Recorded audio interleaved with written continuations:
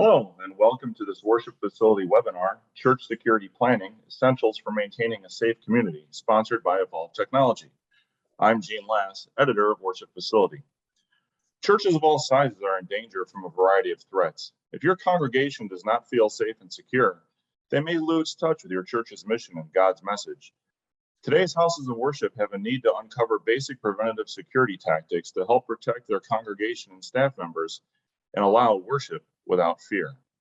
The challenge is, along with the pastor, church staff members are often part-time and will have no security background. To help, we're having this discussion with our panelist, Bobby Brasher, who has an extensive security background and who specializes in church safety.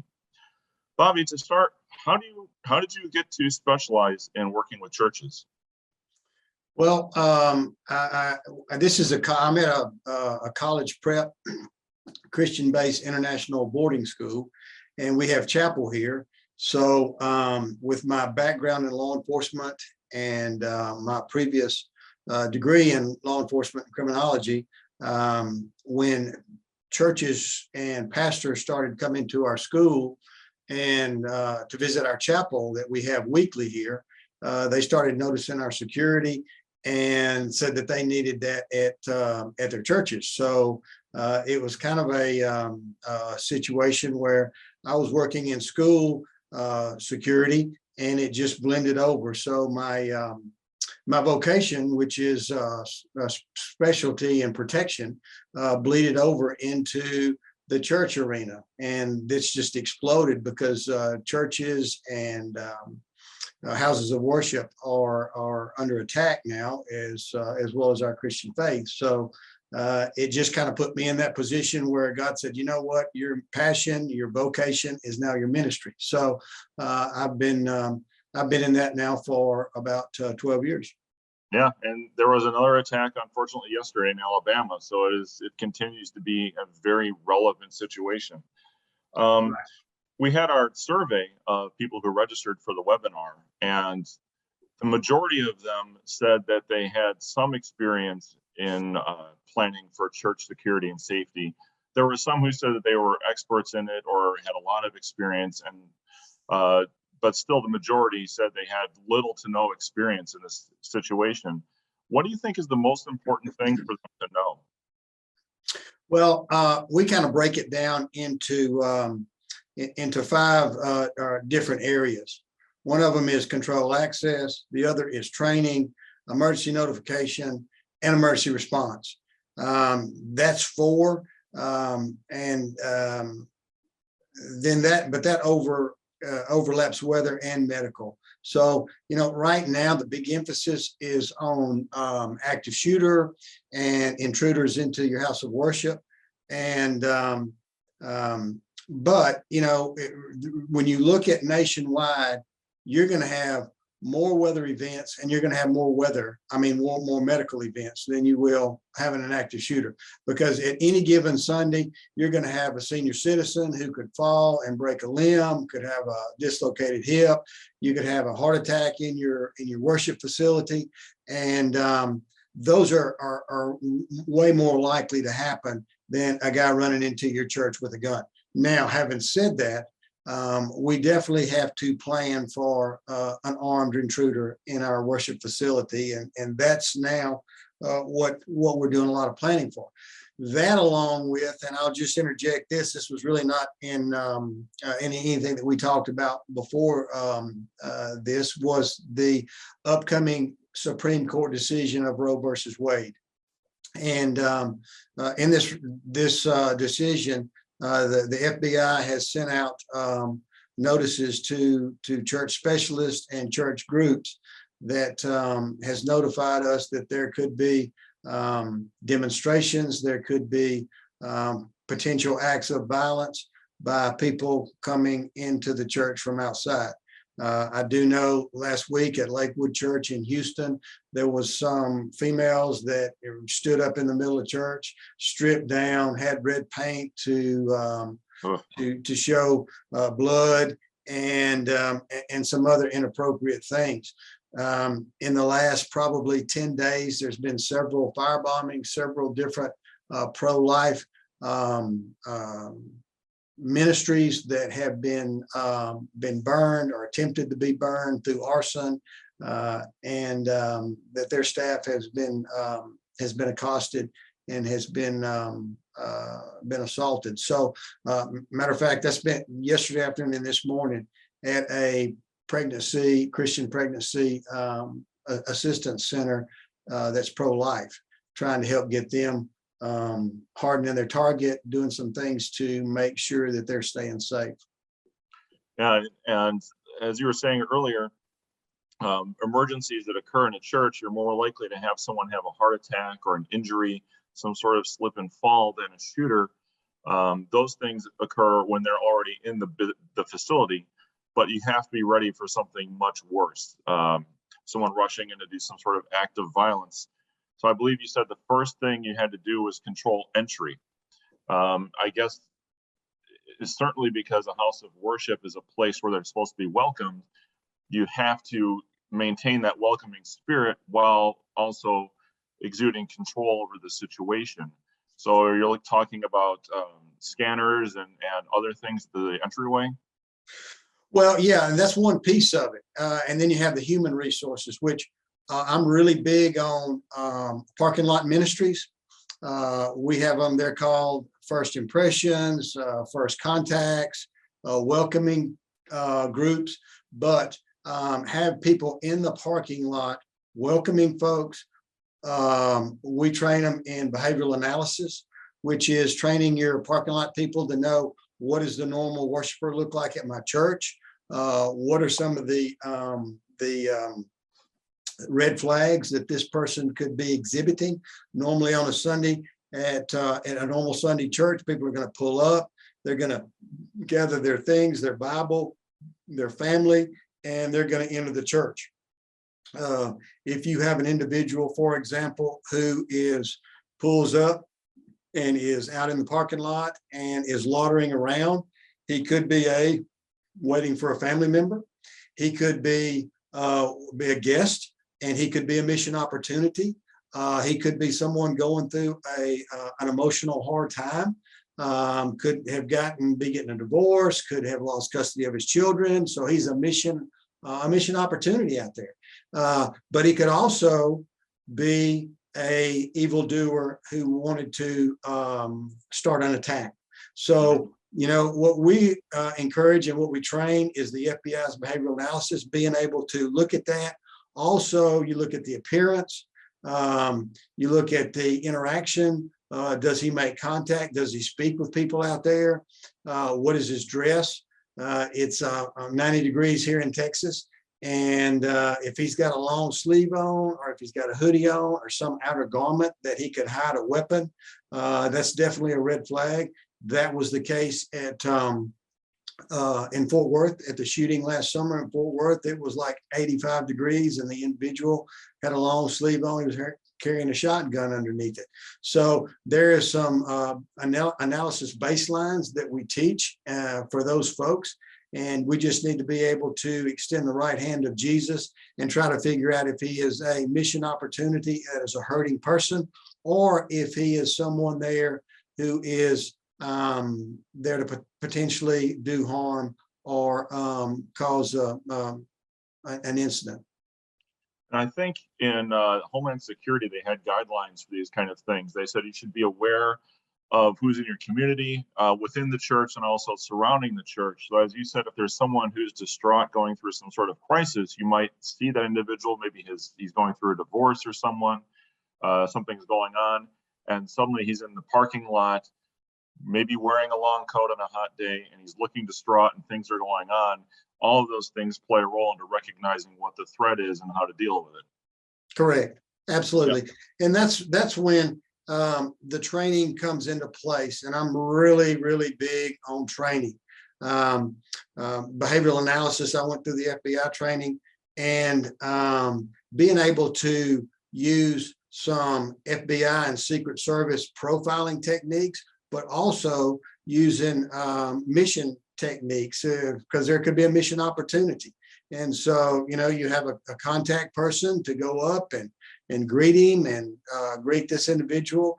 Does he look you in the eye? Is he coherent? Are his eyes clear? Is he appropriate in his responses, or is he distant, aloof? Is he mumbling? Does he seem to be disheveled?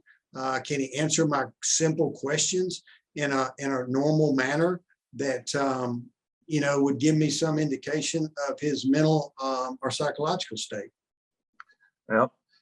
I think you had wanted to talk about other areas of interest too that might be a higher profile target, like the childcare areas at a church. Most churches also have schools in them, or at least a childcare area for during the service.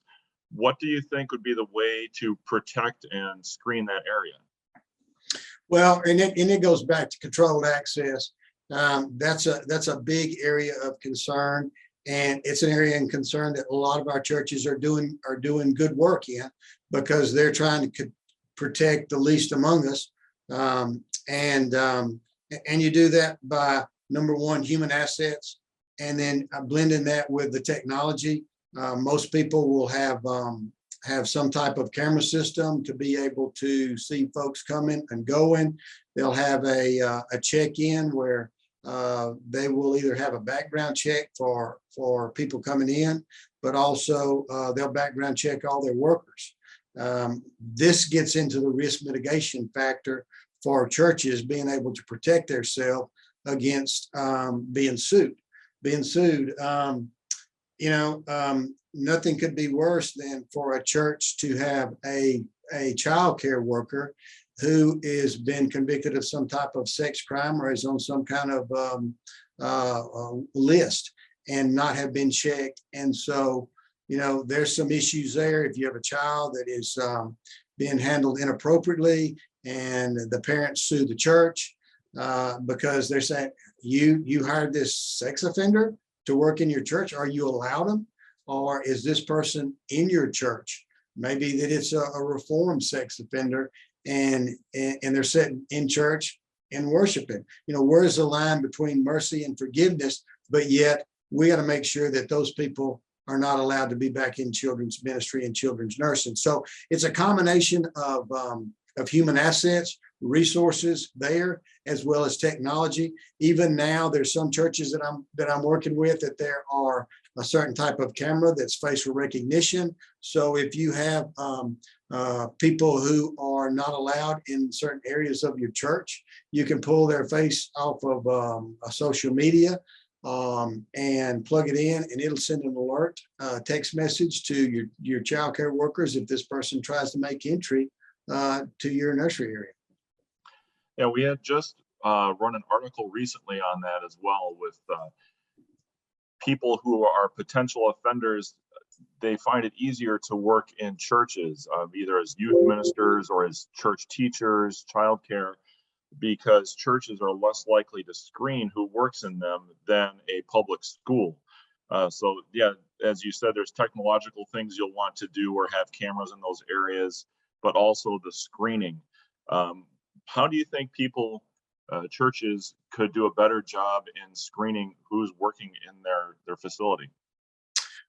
Well, it's one of the tips that I would say is, when you're screening your people, a lot of churches that we see will do a cheap $7 state background check. Mm-hmm. So for instance, they would do the background check here in Texas. Go ahead and spend a little extra money and do a national background check, because you could have someone in your church that just moved in from Washington State or from Vermont or from California who may have had some past that is not the type of individual that you want working in your church, child ministry, or seniors.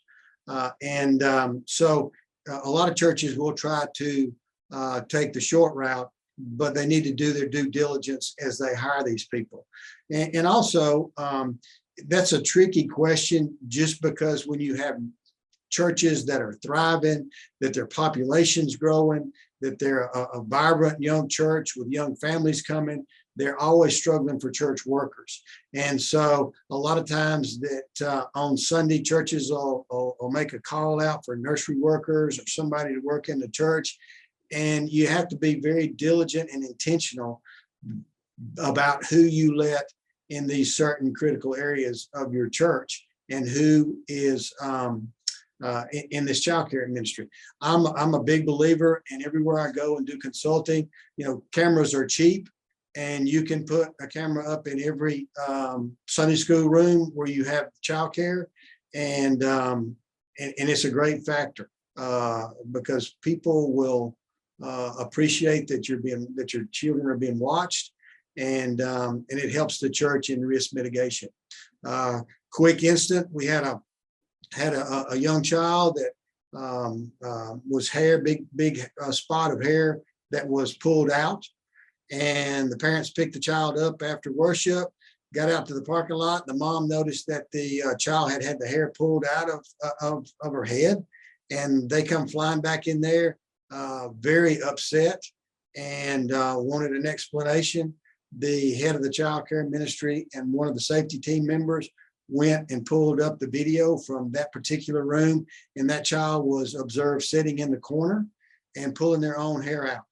Oh, wow. And displaying some concerning activities. Yes. And so they were able to get this child into counseling and get them on a path of recovery because of that camera that was in there. Number one, it took the liability off the church. It was able to convince the mom that nobody had been in there and was abusing their child, and also was able to psychologically help that child get on the road to recovery. So that's just one example that we've seen. Well, I think that entire story, it's good that it had a happy ending because it's a very serious topic, but I think that's a great success story illustrating what should happen. I think that was also another point you had was the safety team. There should be, in addition to the deacons and the greeters and the parking lot staff, trained to acknowledge and identify these things. You've got the cameras. You should have a situation in place where if someone has a concern or you see something, who do you go to? What's the plan? Who's accountable? Who checks the footage? So is that what you're indicating by a safety team, is having designated people who are trained to respond in a certain way? Correct. That goes back to the second leg on the chair, which is the training. Like I say, we train our church and church staffs, and a lot of people want to go to the firearm and go to a deadly force weapon as the training, but we really, while we do that, and I'm a police academy instructor, and I train in that, but also the psychological, the baseline, the situational awareness, the observation techniques and tools that the Secret Service use when they have the president or the vice president out are very, very important, because you want to get ahead of this. You want to be proactive, and that comes from training. What are some of the red flags? And like we talked about, the dress, the appearance, what's their psychological demeanor? What's their social interaction with folks? Maybe they're fine, there's nobody around them in the parking lot, but they come in. Well, the door greeters, the ushers, the deacons, what's their social interaction with them? Are they appropriate? Are they carrying appropriate items for your church? I mean, you can look. Do they have their Bible? Do they have their notebook? Do they have a box of donuts, a casserole? Or are they pushing a buggy, a shopping cart piled with stuff in it? And we've seen that. So, I mean, that's really an easy one to be able to say, you know what, this individual, we want to reach out and want to minister to them, but we make sure that they don't have a weapon, and how can we help them? And it may be that they don't need to be sitting on the front row of the church. Maybe they need some one-on-one counseling and some one-on-one interaction to help them with some basic needs, as well as spiritual, financial, or emotional help that the church can give them. Now, you had talked about technology, and you had mentioned cameras and things like that, and also in volunteers. I'm noting that smaller churches obviously have a smaller budget versus the bigger churches. I think the challenge of the bigger churches would be they could bring in the technology they want, but they were going to have to put more effort into coordinating all the staff and making sure everyone's trained, because there's a lot of moving parts in terms of the people. The smaller churches are going to have a bigger challenge with budget and also with coordinating volunteers. Would you agree that that's the challenge? And what can smaller churches do on the small budget that they have? Yeah, well, you know, the problems are the same. You have small churches, they have small problems. You have a church here in town that's got 18,000 members. Okay, they've got like 80 on their safety team. But safety teams are ministries just like childcare, just like senior adult, just like college, high school ministries. And so you may have on a Sunday, at this particular church, they normally run about 20 people on a shift on Sunday, but they may only have 10 because you got vacation, you got sickness, you got guests, you got different things. Whereas a small church, they may only have 50. So their only safety team has got 4 people on it. So if you lose 2 of them, you're down 50% of your team. Yeah.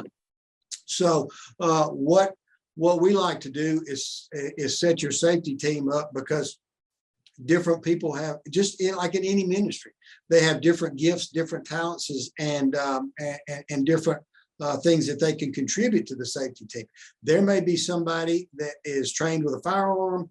There is someone who is very conversational and is great at outreach and evangelism. So we use those two. You may have, we have one church where there's a guy in a wheelchair, and he sits up there and watches those cameras, and that's his contribution, and he's really good at it.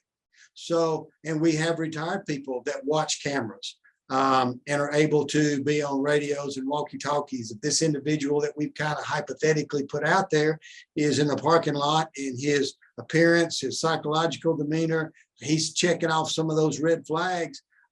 You know, you have a radio and you call this command center where the cameras are, and say, would you watch this camera? We're going to go out there and visit with this individual and see if we can find out if there's some way that we can assist him.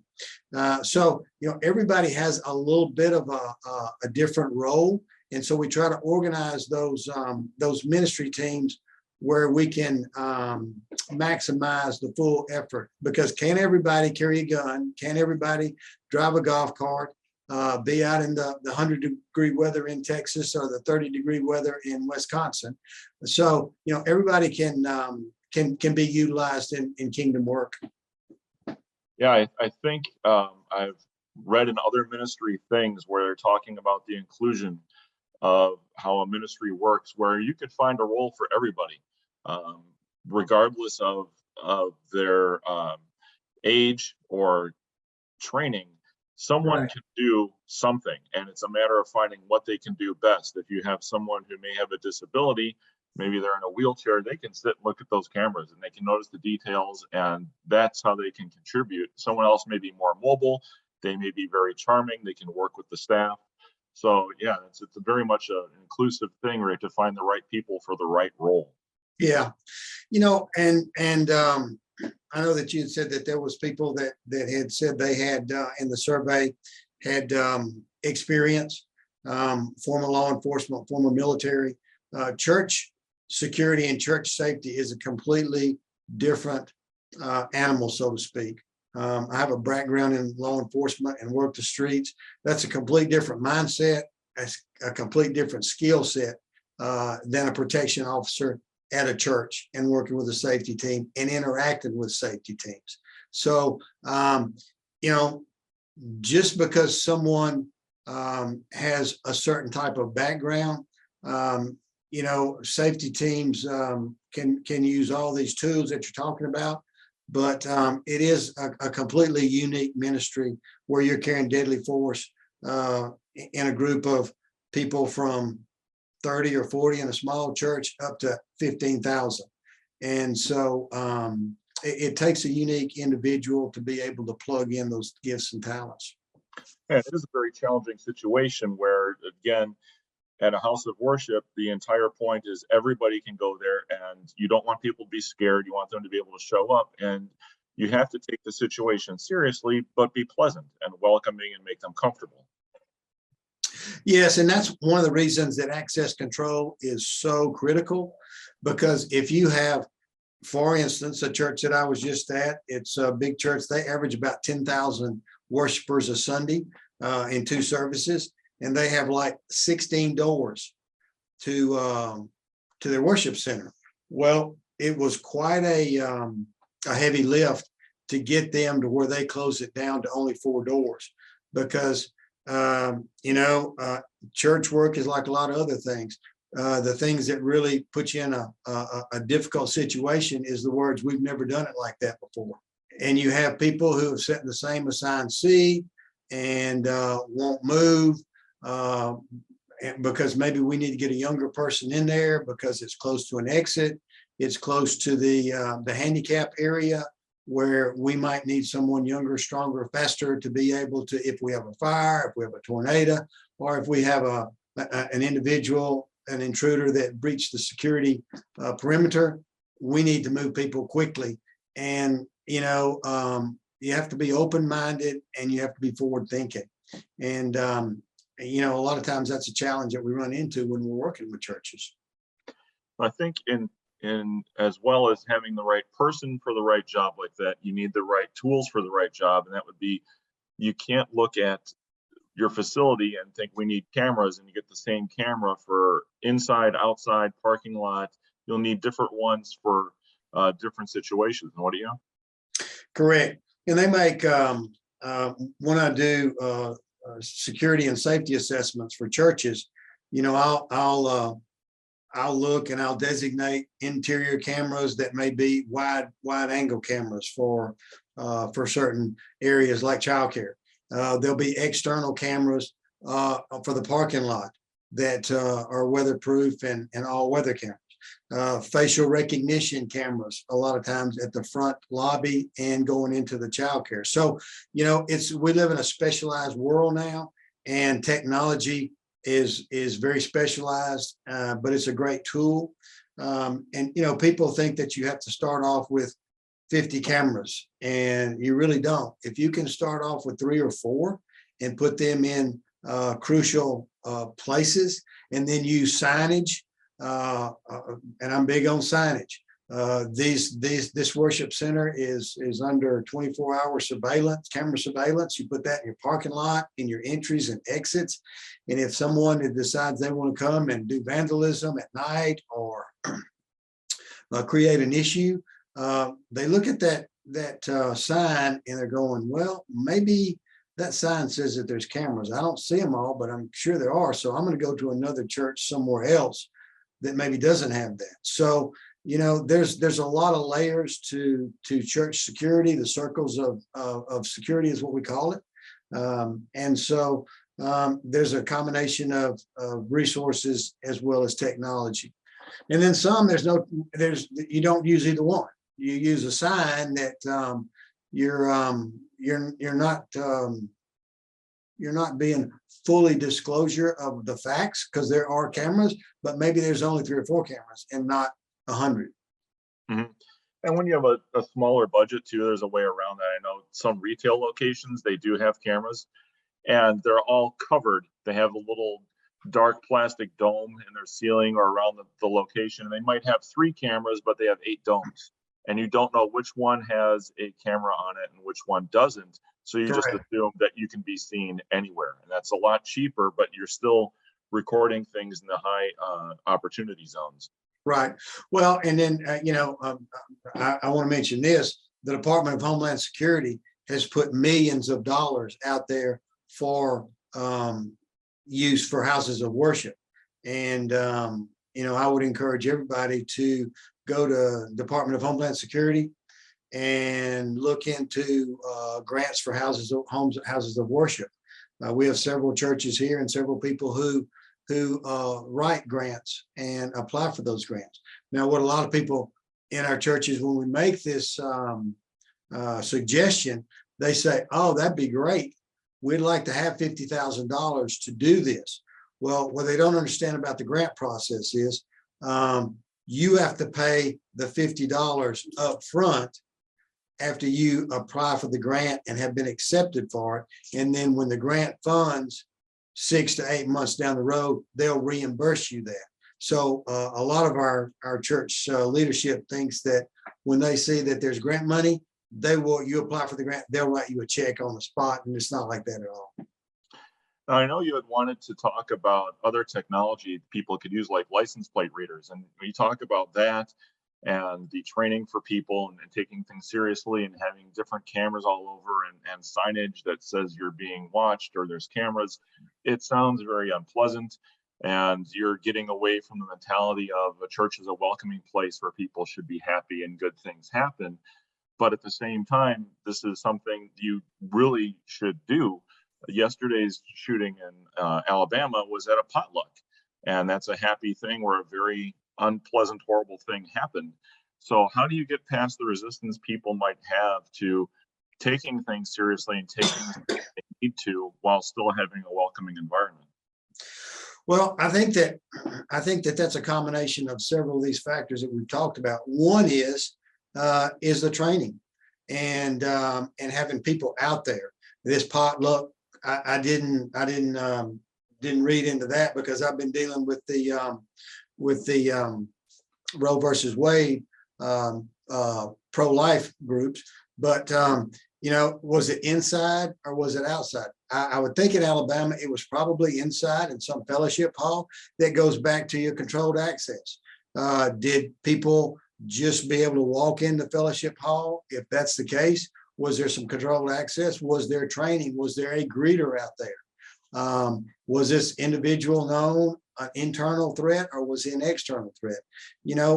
There's several factors that overlay, but it goes back to controlled access, training of your individual, emergency notification, and emergency response. Now, going to another step of this technology is the emergency notification.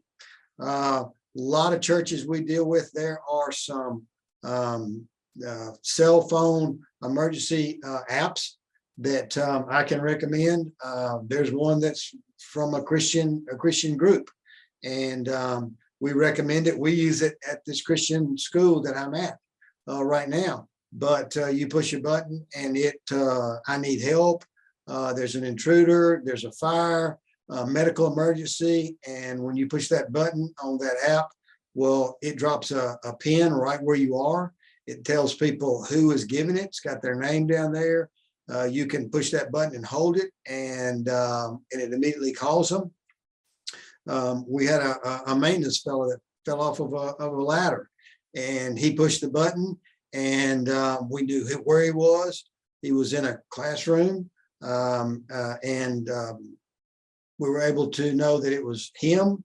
It was a medical emergency. We were able to talk to him. He said he fell off the ladder and he broke his leg. And we got first responders to him very quickly, of church staff and EMS there. So there are some technology pieces out there that are not very expensive. I think the setup fee is like $500 a year. And then, for under $1,000 a year, you can put a emergency notification app on your church staff's hands without any problem. And the great thing about that is, let's say that you are taking your youth to the beach for a mission trip. You can load everybody's picture in there. You can load everybody's phone number in there, and they can go to the beach if they have a problem. If you have a kid who has an issue, they can fire the notification off that they need help or they have a medical issue. When that group of let's say high school students comes back from the beach's mission trip, maybe 2 weeks later, you have the senior adults that are going on some tour, and you want to load them into it. So you've got emergency notification right in their hand. So there's some technology out there that I'd be glad to share with some of your viewers that would be very productive for them, I think. Well, that app sounds really interesting. One of the things we had written about recently was that another area of vulnerability with churches is, as I said, there's some people who are potential offenders who look for roles as youth ministry. And when you get to the older youths, where they're going away on trips like that, they're going to a beach, they're doing overnighters, they have parties off the church campus, that's when you can have some problems. And having an app like that, in case someone goes missing or there's an incident, you can keep track of a lot of things. And that takes care of problems that aren't just active shooters coming to your church or some other sort of issue happening on campus. That can go anywhere where the church is involved. That would be a great idea. Yeah, it is. And, part of this app as well is, let's say you have a couple of high school girls and they're down the beach and they're passing out tracts or whatever, and they get a little bit spooked. Maybe there's somebody following them or they think somebody's following them. All they have to do is open that app. They can push their hand on the button and hold it down, and it will not send a message of need help until you lift it up. So they can walk down that beach and have their finger on that button, ready to send an emergency notification out. But let's say that the person who is behind them, the individual, turns off and goes and gets in a car or something in a parking lot or down the beach, and they don't need to send an alert. They just raise their fingers off and they can swipe it and cancel that alert. On the other hand, if they're walking down the beach and this individual is coming over there and he tries to jerk the phone out of their hands, tries to knock them down, and as soon as their finger is released off of that button, it automatically sends that alert in like 2 seconds. It gives you a couple of second delay to be able to cancel it. But if they have that phone taken away from them, which many offenders will try to do, because they don't want a lot of people to be able to call for emergency services. So that's another good feature in this technology of cell phone alerts. Now, with that app, that sounds like a reasonably inexpensive solution for a lot of problems. How would you compare the cost of that compared to something else like the cameras and the monitors that you would need to look at the cameras, dollar for dollar, and what you could do? Well, I think that there's two different ways to look at it. One is the cameras are always running and always going. They're basically a reactive tool. If something has happened, they record evidence, and when an individual may do something, that camera is there to capture that information and give your safety team or law enforcement a chance to react to it and potentially stop it, hopefully in the parking lot. Because if we have someone who wants to do harm or there's a shooter, we want that shooter to be confronted outside and not inside the worship center where there's several hundred worshipers, or in this instance with the potluck supper, we want that to happen out in the parking lot and confront them out there before they get in and can do more damage. The cell phone notification piece it's something that is can be used to proactively be able to notify of a concern, to be able to track an individual that may want to be, may feel in a compromised position. Now, when I say tracking people, that really a lot of times causes some people to be upset or thinking that Big Brother or they're being tracked. But what we're talking about is vulnerable folks, kids who are, junior high to high school, who are on their early days of their mission experience and maybe trying to figure out if this is something that could be a lifelong calling for me. So we want to know those people because they're vulnerable and their life experiences may not have them at a level of maturity that they can keep themselves out of a bad situation. As far as senior adults, you have medical emergencies. They can be walking the streets of Branson or Nashville and trip and fall. They can get lost from the group.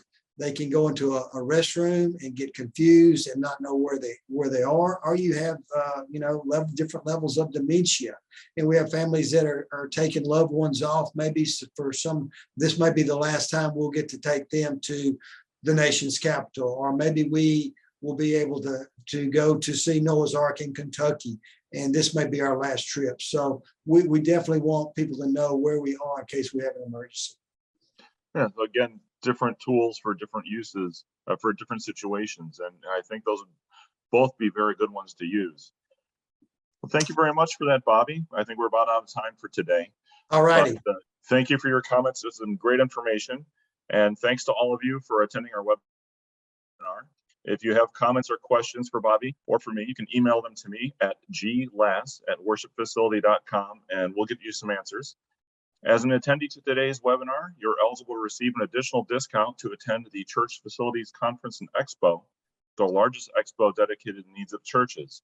It's being held this fall in October 24th through 26th in Dallas. Purchase a full conference pass before June 30th, and you'll save an additional $75 off our already discounted fee. By using the promo code SAFETY, your church safety masterclass starring Bobby is free. You can visit www.churchfacilitiesexpo.com to learn more. Thanks again, Bobby, and to our attendees and to Evolve for sponsoring us today.